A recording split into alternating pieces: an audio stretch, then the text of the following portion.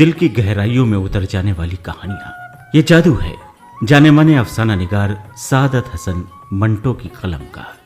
उनकी चुनिंदा 13 कहानियों का रेडियो नाट्य रूपांतरण सुनिए धारावाहिक मंटो की दुनिया।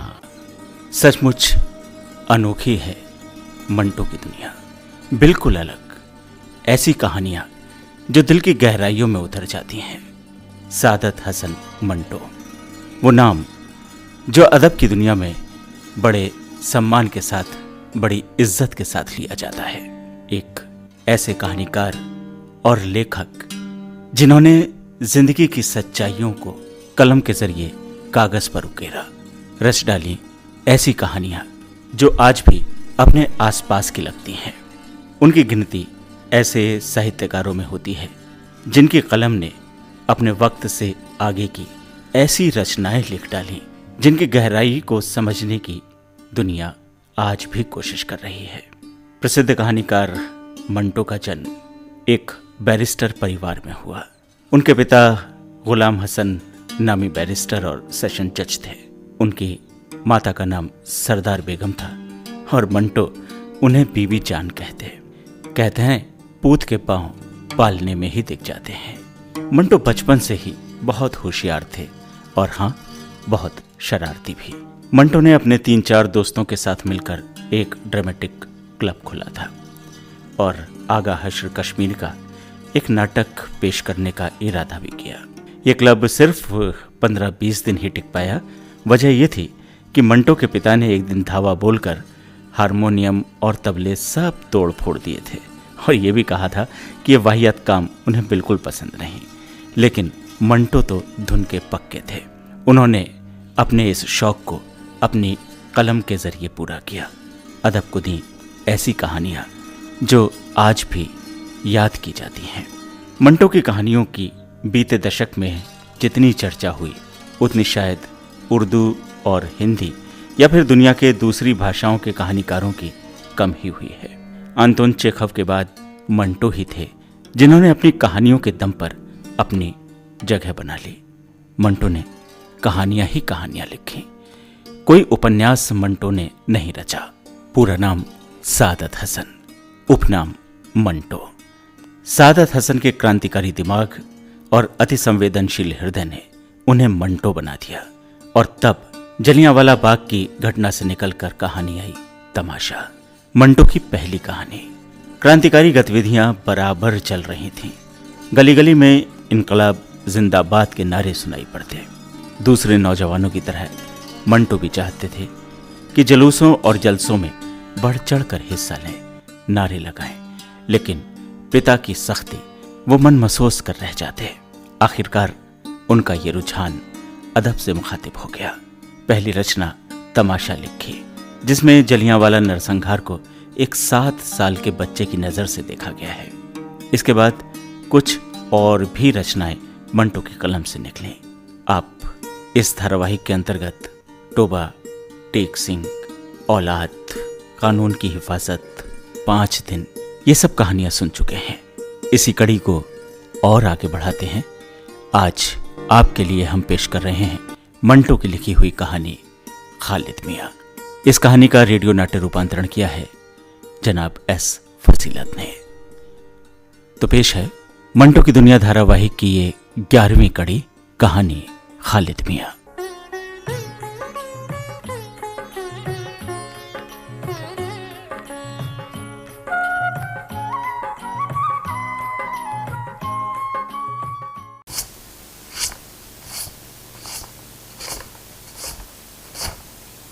पता नहीं रोज सुबह उठकर सबसे पहले आप कमरों की सफाई पर क्यों लग जाते हैं? मेरे जागने का इंतजार भी नहीं करते। तुम समझती हो कि मुझे सफाई का खप्त हो गया है, मगर ये सब कुछ मैं बिला वजह नहीं करता। सब खालिद की वजह से करता हूँ। खालिद आपका ही नहीं, मेरा भी तो बच्चा है। उसका मुझे भी इतना ख्याल है जितना आपको। खालिद अब माशाअल्लाह 1 बरस का हो जाएगा। अब वो तीनों कमरों में खूब चलता फिरता है। इतनी सफाई के बावजूद भी हर चीज जो उसके सामने आए मुंह में डाल लेता है। तुम देखो, फर्श का प्लास्टर कई जगह से उखड़ा हुआ है वो अपनी छोटी छोटी उंगलियों से कुरेद कर कुछ न कुछ खा ही लेता है। अभी सो रहा है, सोकर उठते ही पूरे घर में घूमता फिरेगा। अगर उसने कोई चीज उठाकर खा ली तो मैं अपने आप को ही कोसूंगा कि मैंने इतनी बदएहतियाती क्यों की। अल्लाह, आप भी बस। प्यार तो मुझे भी है खालिद से, माँ हूँ उसकी, मगर आपको तो इश्क हो गया है उससे। बात इश्क या प्यार की नहीं है साहिरा। तो फिर? इधर आओ, यहाँ मेरे पास पलंग पर बैठो। ओहो, क्या बात है, आप इतने परेशान से क्यों हैं? साहिरा, बड़ी अजीब सी बात है। चूचू खालिद मियाँ की पहली सालगिरह का दिन करीब आता जा रहा है। मेरे दिल में एक वहम यकीन की सूरत इख्तियार करता जा रहा है, एक खौफनाक वहम। कैसा वहम? मुझे बताइए, क्या सोच रहे हैं आप? साहिरा, हाँ? मेरे दिल में ये बैठती जा रही है कि मेरा बेटा 1 साल का होने से पहले मर जाएगा। अल्लाह ना करे, कैसी कैसी बेसर की बातें सोचते रहते हैं आप। ताज्जुब है, आप तो तोहमात के कभी भी कायल नहीं रहे, दूसरों का मजाक उड़ाया करते थे, और अब खुद ही। नहीं साहिरा, मैं तो खुद इस वहम को अपने दिल और दिमाग से निकाल कर फेंक देना चाहता हूँ, मगर क्या करूं? खैर से साहिबजादे सोकर उठ गए हैं, जाकर देखती हूँ। हाँ, जाओ।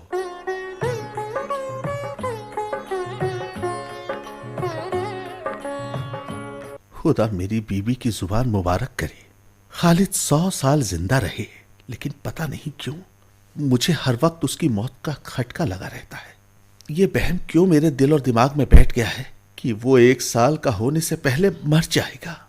क्यों मर जाएगा? अच्छा भला सेहतमंद है, उसे कोई बीमारी नहीं।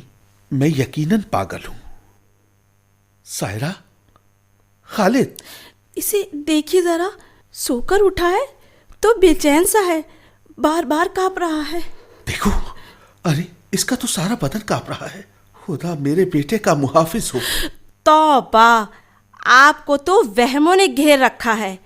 हल्का सा बुखार है, इंशाअल्लाह दूर हो जाएगा। लीजिए, इसे अपने पास लिटा लीजिए, मैं घर के काम निपटा लूं। हाँ, ठीक है। आओ भाई खालिद मियाँ, लेट जाओ हमारे पास। शाबाश। आहा, खालिद, बात क्या है? आप कांप क्यों रहे हैं? अरे, आप तो हमें देखकर मुस्कुरा रहे हैं। आपसे अभी बोलना नहीं आता ना? हमारी बात का जवाब क्या देंगे? लेटे रहिए, हम आपको थपक देते हैं। अल्लाह पाक मेरे बेटे की उम्र दराज हो। खालिद, अरे तुम तो उठकर बैठ गए। बेटा, सलाम नहीं करोगे अब्बा को? शाबाश, बड़ा प्यारा बेटा है, फौरन सलाम के लिए हाथ उठाता है। मैं समझ गया, आप गोद में से उतरकर अब जरा घर में घूमना चाहते हैं। जाइए भाई, अल्लाह तेरा शुक्र है, अब वो ठीक लगता है। खुद ही कमरे से बाहर चला गया। खुदा करे मेरे बहम गलत साबित हो। मुमताज साहब, मुमताज साहब, इधर आइए जरा। अरे, ये तो सायरा की आवाज है। मुझे क्यों बुला रही है भला? आता हूं भाई।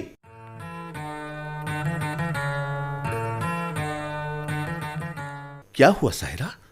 क्या बात है? इसे देखिए, खालिद को मेरी गोद में कैसा बल पे बल खा रहा है। लाओ, मुझे दो। हुआ क्या इसे अचानक? मालूम नहीं, पानी से खेल रहा था, मैंने नाक साफ की तो दोहरा हो गया। यह चारपाई पर लिटाओ इसे। ये तो बल खा खा कर दोहरा हुआ जा रहा है।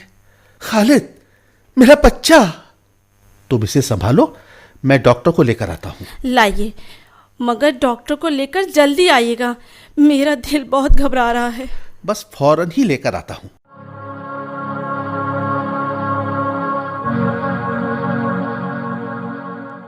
आइए आइए डॉक्टर साहब, अंदर ही चले आइए। मेरे तो होश उड़े जा रहे हैं इसकी हालत को देखकर। इतनी देर में 3 दौरे और पड़ चुके हैं इस पर। देखिए डॉक्टर साहब, कैसा बेहाल सा हो रहा है हमारा बच्चा। परेशान मत होइए, ऐसी कन्वल्शन बच्चों को अमूमन आया करती हैं। इसकी वजह दांत हैं। मैदे में कीड़े वगैरह हों तो वो भी इसका एक बाइस हो सकते हैं। हाँ, मैंने चेकअप कर लिया है। मैं दवा लिख देता हूँ, आराम आ जाएगा। आप कोई फिक्र ना करें। ठीक है मुमताज़ साहब, चलता हूँ मैं। बहुत बहुत शुक्रिया डॉक्टर साहब। ये दवा मैं अभी बाजार से ले आऊंगा।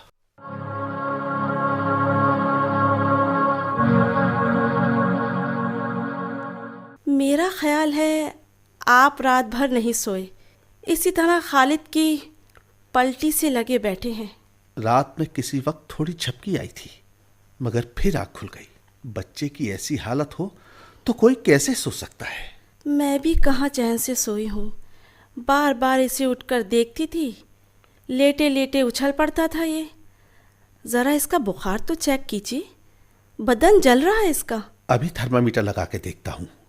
इसमें तो 104 डिग्री बुखार है। उठकर जाता हूँ, किसी बड़े डॉक्टर को लेकर आऊंगा।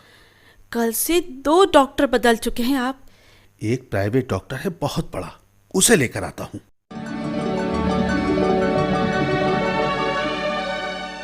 आइए डॉक्टर साहब, आइए। यही है मेरा बच्चा जो कल से बीमार है। क्या परेशानी है इसे? कल से दौरे पड़ रहे हैं, पूरा बदन ऐंठ जाता है और कांपने लगता है। वैसे फिक्र की कोई बात नहीं, ब्रोंकाइटिस है। मैं नुस्खा लिखे देता हूँ, 3-4 रोज में आराम आ जाएगा।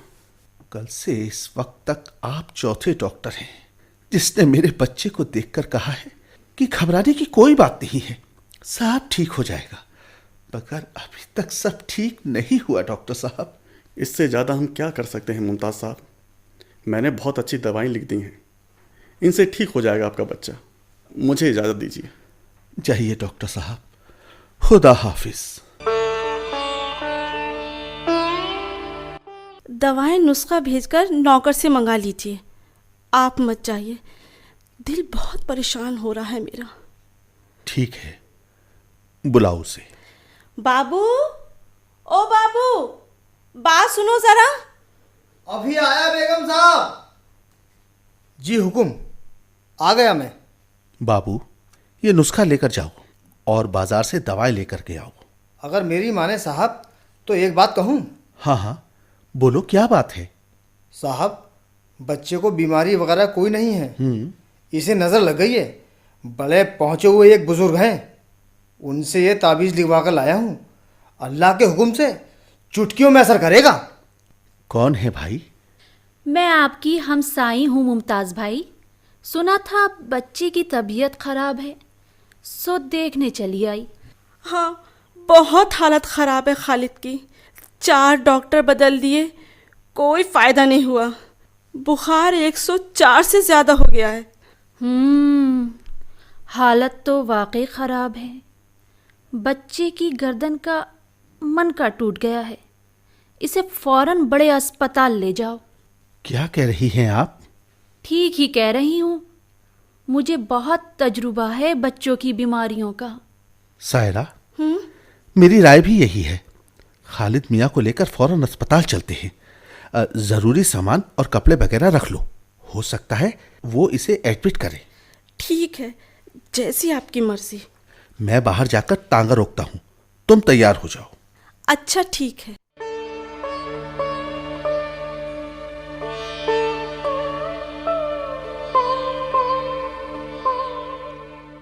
मुमताज़ साहब, बच्चे को अस्पताल में एडमिट करना होगा।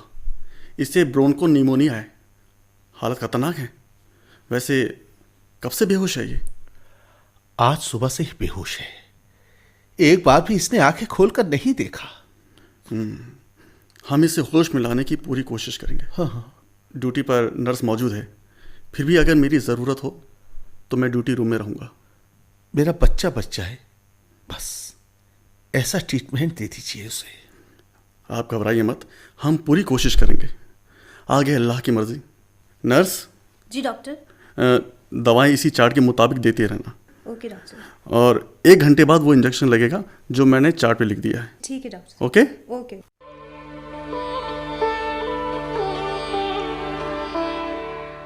सुबह से मैंने पानी तक नहीं पिया है सायरा, हलक सूखा जा रहा है।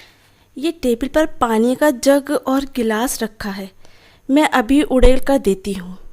नहीं नहीं, ऐसा मत करना। मैं पानी नहीं पीऊंगा। क्यों? आखिर क्यों? प्यास भी लग रही है और पानी भी नहीं पिएंगे? बात क्या है आखिर? प्यास तो मुझे घर से ही लग रही है सायरा। घर पर जब मैं पानी पीने के लिए जग की तरफ बढ़ा तो जैसे एक बहम मेरे दिमाग में आन टपका। कोई अंदर ही अंदर मुझसे कह रहा था, देखो अगर तुमने पानी पिया तो तुम्हारा खालिद मर जाएगा। हद है भाई, आप तो खुद ही मेरे लिए एक मरीज बनते जा रहे हैं। खालिद 1 बरस का नहीं हो पाएगा। खालिद 1 बरस का नहीं हो पाएगा। ए मेरे वहमों, खुदा के लिए मेरे ऊपर रहम करो। क्यों तुम मुझ गरीब के पीछे पड़ गए हो? ए मिस्टर, धीरे बोलो। डॉक्टर साहब बच्चे को चेक करने के लिए आ रहे हैं। डॉक्टर साहब, खालिद अभी तक बेहोश क्यों है? हाँ, इसीलिए दोबारा इसे चेक करने आया हूँ। नर्स, जी डॉक्टर। ये इंजेक्शन फौरन लगाओ और सुनो, 1 घंटे बाद रिपोर्ट करना, ठीक है? Yes doctor. ओके। मैंने बच्चे को इंजेक्शन लगा दिया है, आप लोग भी थोड़ा रेस्ट कर लें। ठीक है, आप भी इस बेड पर थोड़ी देर के लिए लेट जाइए। मैं? हाँ हाँ हाँ, क्यों नहीं, मैं लेट जाता हूँ। लेटना मत, हरगिज मत लेटना, वरना खालिद मर जाएगा। तुम यहां से चले जाओ, फौरन चले जाओ, इस अस्पताल से दूर चले जाओ। मैं बाहर चला जाऊंगा, नहीं रुकूंगा इस कमरे में। मैं बाहर जा रहा हूं। क्या हो गया है आपको? कहाँ जा रहे हैं आप? क्यों मुझे मारने पर तुले हुए हैं? एक तो खालिद की ये हालत, ऊपर से आप। नहीं सायरा, मुझे जाना होगा, वरना खालिद मर जाएगा। मैं अस्पताल से बाहर आ गया, आप खालिद बच जाएगा। ए खुदा, मुझे इस अजियत से निजात दे दे। तुझे अगर खालिद को मारना है तो मार दे। ये मेरा क्या हश्र कर रहा है तू? वो बच्चे पैदा ही क्यों होते हैं जिन्हें मरना होता है? वो जिंदगी क्यों पैदा होती है जिसे इतनी जल्दी मौत के मुंह में चला जाना होता है? ए खुदा। ए मुमताज साहब, मुमताज साहब सुनिए। नर्स की आवाज, ये मुझे क्यों बुला रही है? क्या खालिद को होश आ गया? हाँ बताओ नर्स, क्या बात है? अंदर आइए फौरन, आपका बच्चा। क्या हुआ मेरे बच्चे को? क्या होश आ गया? अरे सायरा, ये तो बेहोश हो गई है।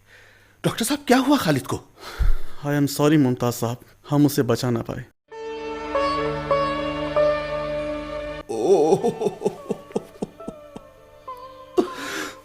तो चले गए खालिद मियां, सालगिरह से पहले ही चले गए। मक्खन खाएंगे आप? आपको देने के लिए आपके बदनसीब बाप के पास अब कुछ भी नहीं है। बस मेरे बहम है, इन्हें ले जाइए खालिद साहब, इन्हें अपने साथ ले जाइए।